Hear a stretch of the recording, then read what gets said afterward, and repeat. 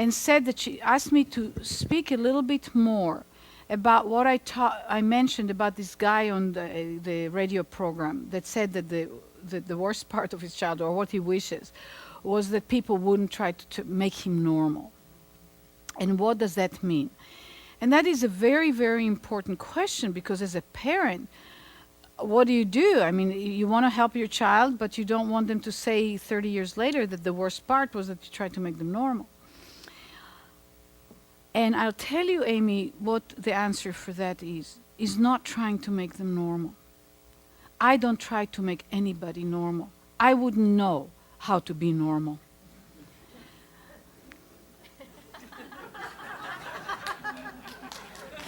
Yeah, clap for that one. Yeah, that's right. I don't even know what normal is, and usually what normal is absolutely uninteresting for me. I'm not on this planet to be normal. I'm on this planet to be inspired, to inspire, to make a difference for people. So when I approach your child, or when you approach your child, you're there to contribute and provide opportunities for him. But you come from a place of that's what you like, not from a place that something is wrong with him. See, now that I've started working on but I will start next month working on my book with my work with children, the one thing that keeps coming up, and I have to remember to write it in probably the very first sentence. Email that to me, please. When I work with a special needs child, I never see anything wrong with the child. Ever. I see the child, I see the best I can, where they are, who they are, what they're doing, what they're not doing. But I never experience anything to be wrong. I never experience anything to be wrong. Then, everything I see, they can't do this, they do that. When you talk to them, they go to San Francisco. When you do this, they jump over to Eureka. I say, oh, that's an opportunity that they could have other possibilities. And you have seen me now work with your boy numerous times, and you see, on the whole, how empowered he is each time. I believe that most of the empowerment comes from where I come from, where I am with him. It also creates the opening for him to learn and change and be thrilled with it. But it's his change, it's his learning. You see, every parent of a special needs child, you stop crying because you make me cry. Oh, look at them.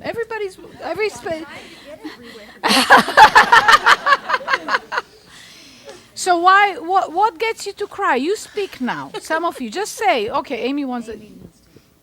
You're moved. What's moving you? I think where I get stuck, or Louder, a little bit, sweetie. Or put the volume up, make it easier for her. Thank you. Where it's a little squishy, or I have a hard time understanding, is I feel that implied in the trying to make me normal is trying to fix me.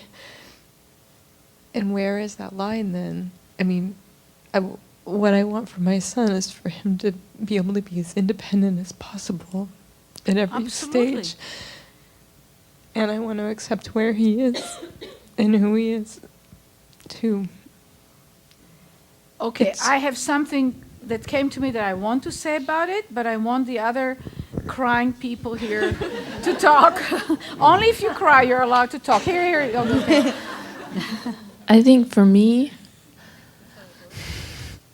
in my daughter at a young age, I could see the intelligence in her, but nobody else in the medical field could see that. They could only see her faults and what was wrong with her.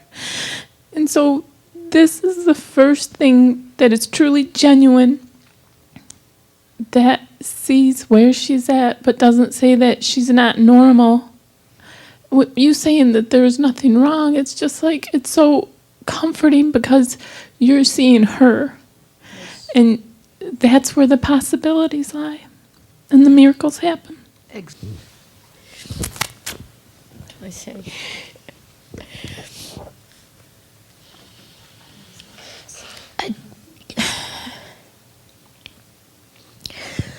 Yeah, I think it's in the beginning when you find out that your son's not doing what he's supposed to be doing.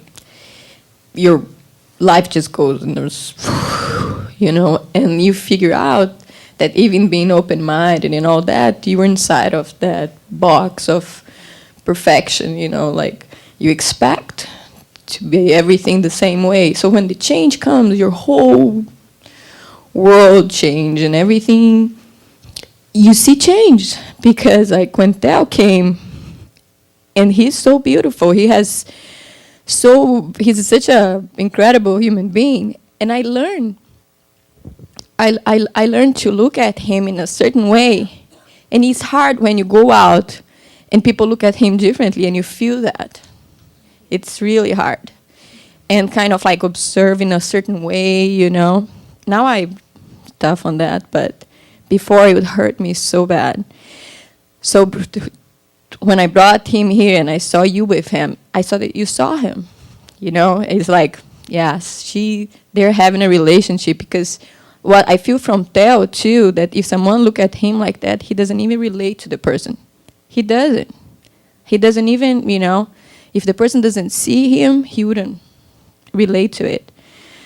So it's just so good to be in this journey and have someone that sees him, and it's giving him all those tools for him to grow.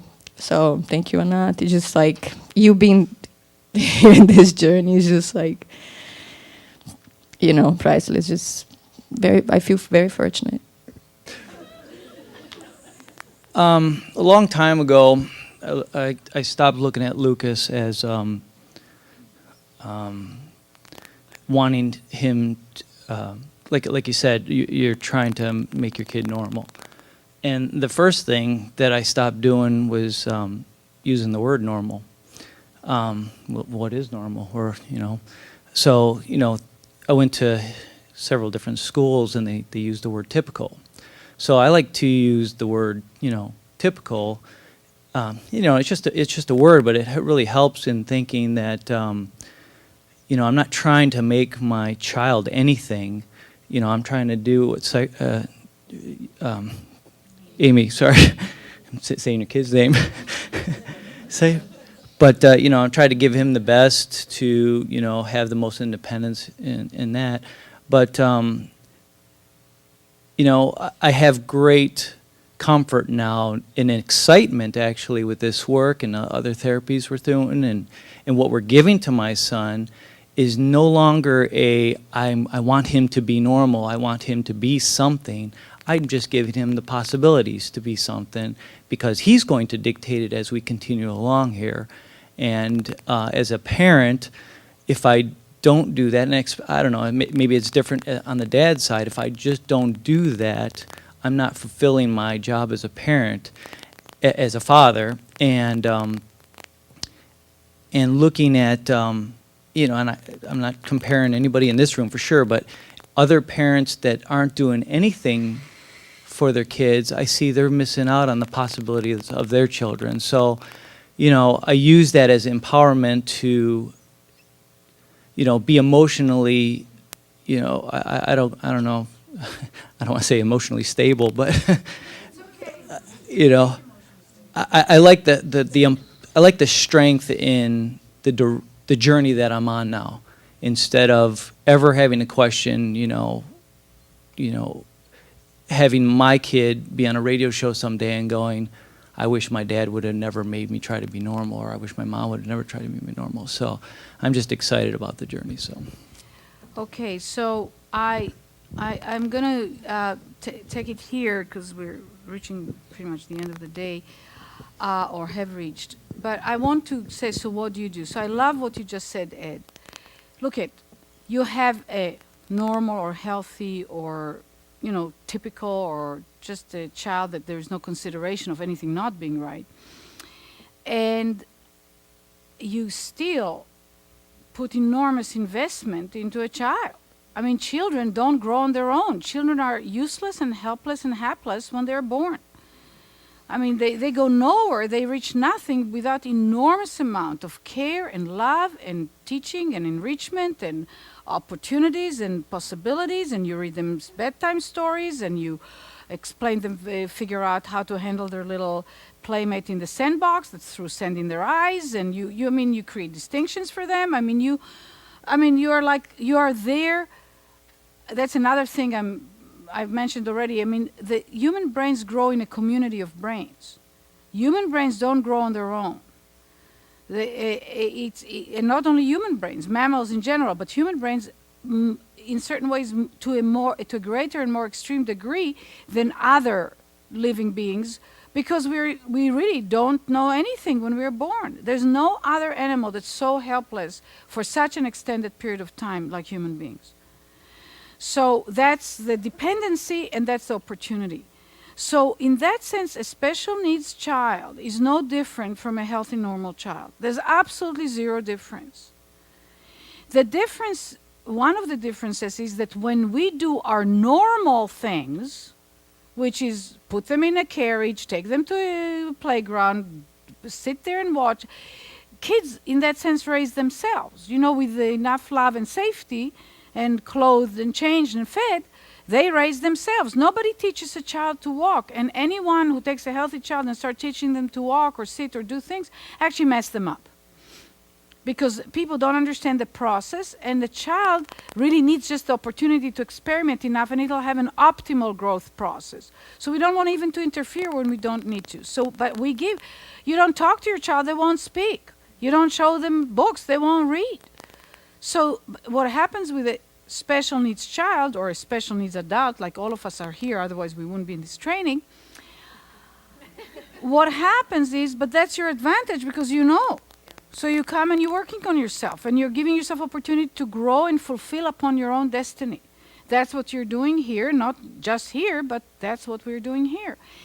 Is that when you do your normal activity with a special needs child, the outcomes are not coming the way they're supposed to.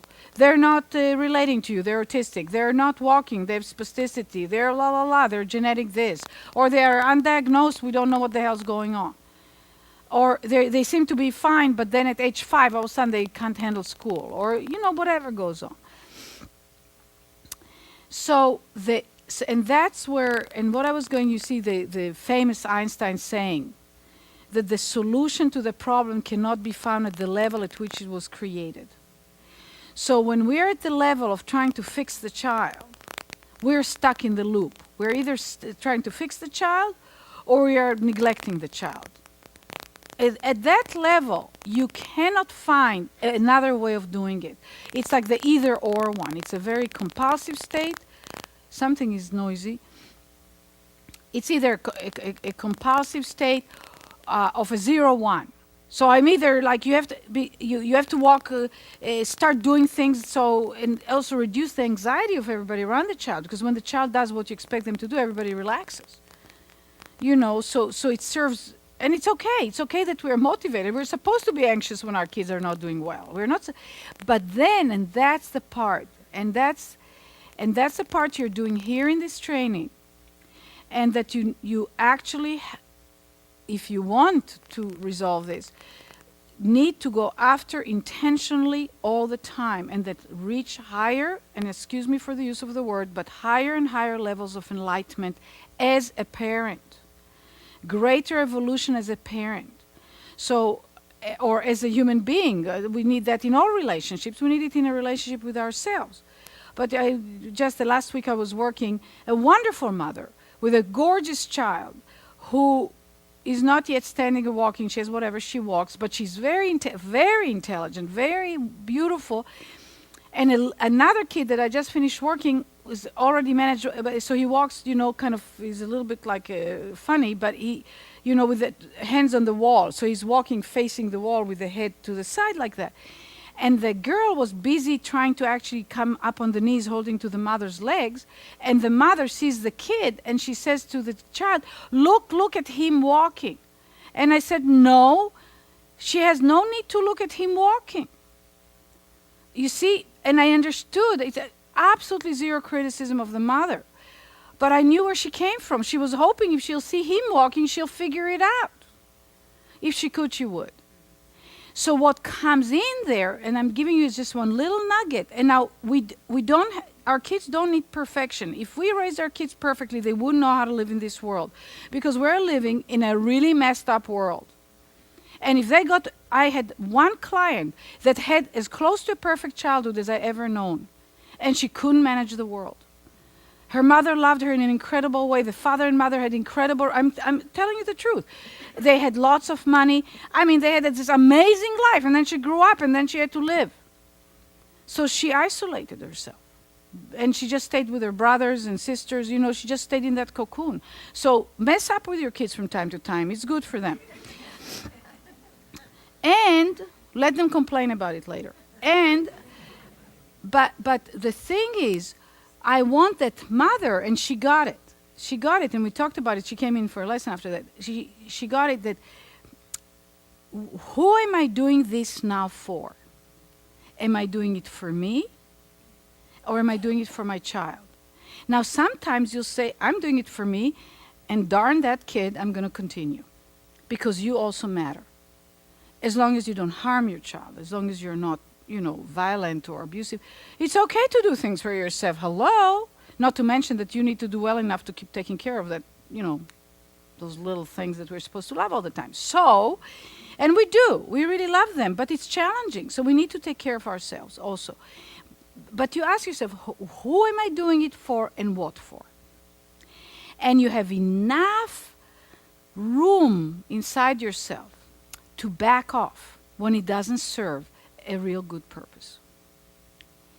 So if I'm going to yank that little thing at 10 months old, and I'm going to put that sitting, and I'm going to put it sitting, and I'm going to put it sitting, hoping it'll stick somehow, then who am I doing it for? Certainly not for the kid. If you stop for 1 minute and you give yourself permission to feel, to connect to the child, to see, to experience it from the point of view of the child, not from the point of view looking into them being 18 or 20 years old, you won't do it. You will stop on the spot. You will look for another way. But you don't stop to looking for ways to have them have that option if possible. That's how I do it. So you already have it. So you and I loved what all of you said, because this is, I see the child. I really see the child. And I don't know if I can help the child. Every one of you who's worked with us or with me have heard, I said, I cannot make any promises.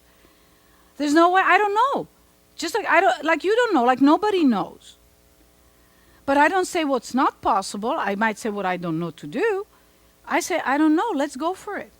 And the only thing I look for is to perceive that a difference has occurred. This is it, done. That's all I look for. If a difference can occur, then the next difference can occur. And if the next difference can occur, then the third difference can occur. And that is how you grew up. This is how I grew up. This is how the normal people grow up. And this is how the special needs children will grow up. Because let me tell you, when a special needs child or a special needs adult or a normal adult, which is always very sad, normal adults are sad people. So when you go to do something for anyone, it's always the next difference. Today, when you did the lesson, did you know that you would feel the way you would or change the way you move the way you did? There's no way you could know it. Nobody knows it because it's not here yet. But we know the process. Does that help you, Amy? That empowers you, that empowers your child. And you know me, sometimes I really put some pretty clear boundaries on those kids. I'm not afraid of them. But I don't do it to fulfill my needs. And if I have a need to distance myself from the child because it's too hard for me at that moment, I'll say I need to stop the lesson because I'm not handling this very well.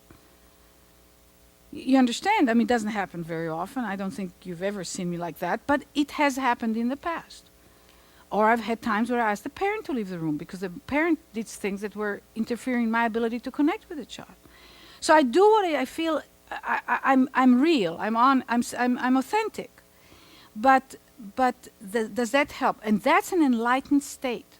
The state in which you can observe yourself and have choices and have some guidance to what to choose. You have a purpose, you have an intent. I have a full intent for kids to stand, to run, to jump, to do everything. But before that intent, or a bigger intent, is for the child to feel whole and to have the fullest life they can have. That's what I really am after. And it's not always being like other people. And actually, it's never being like other people for the normal ones and for the abnormal ones. It's never that. It's always finding your expression. So what that man said on the radio was that he was not seen. He was overridden. The anxiety of his environment to help him isolated him from himself and from them. And that's what we don't want to do. And it's very hard to not do it, at least sometimes. I know I've done it with my daughter way more often than I would like to admit. Well, she'll have to cope. I mean, we all do the best we can at any given moment. But as practitioners, when we get somebody for 30 minutes, 45 minutes, we can do it pristine because it's a unit at a time. You get paid for it. You move to the next one. You get paid for it. It's nothing personal. Absolutely, it's 100% commitment on my part, 100% connection. But it's 100% not about me, for sure, and it's not about them either. It's about the opportunity that's there for the two of us to see what we can do.